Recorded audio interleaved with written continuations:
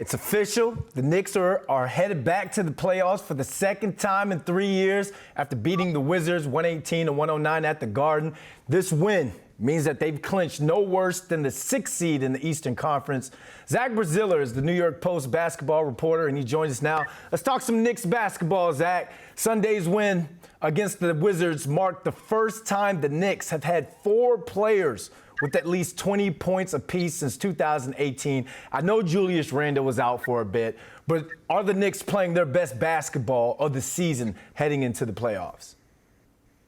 I wouldn't say their best basketball, but I definitely think they're headed in the right direction. I still think the defensive end is something they have to tighten up, but even without Randle, they've had a fantastic week. They beat the Heat, they beat the Cavs, now they clinch against the Wizards.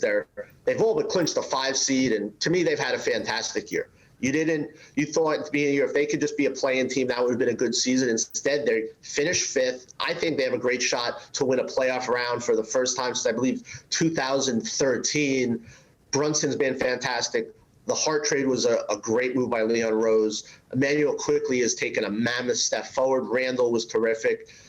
And look, they're a very young team. They have a ton of picks. They have a ton of assets. This is the best place the Knicks have been in a long, long time. You mentioned Josh Hart. He had said that the team wanted to continue to improve and play our best basketball at the end of the day. Now, there's only a couple of games left in the season, and you kind of touched on the defense being something that they need to improve on. What aspect of the defensive game do you think they need to improve on? They just need to tighten up. They've had some loose halves here where they've given up a lot of threes, and in a long NBA season, you're going to have peaks and valleys. Brunson being out here and there obviously didn't help. I think this team is going to win with its offense, but they got to get stops on the defensive end, and you've seen signs of that.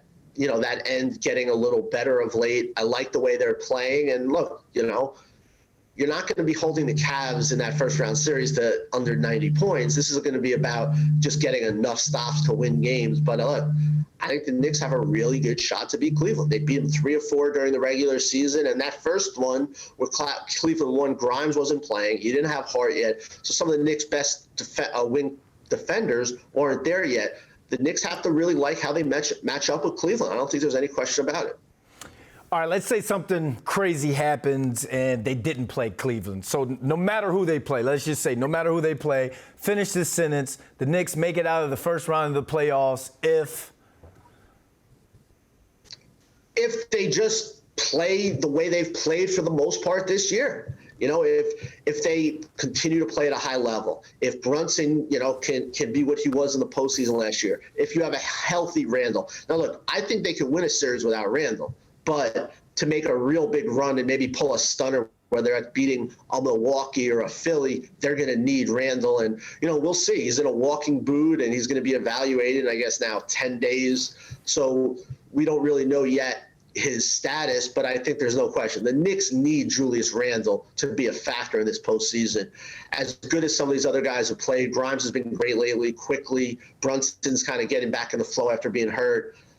Even Obi yesterday was really good. But they need Randle to be a legit, contender here this postseason.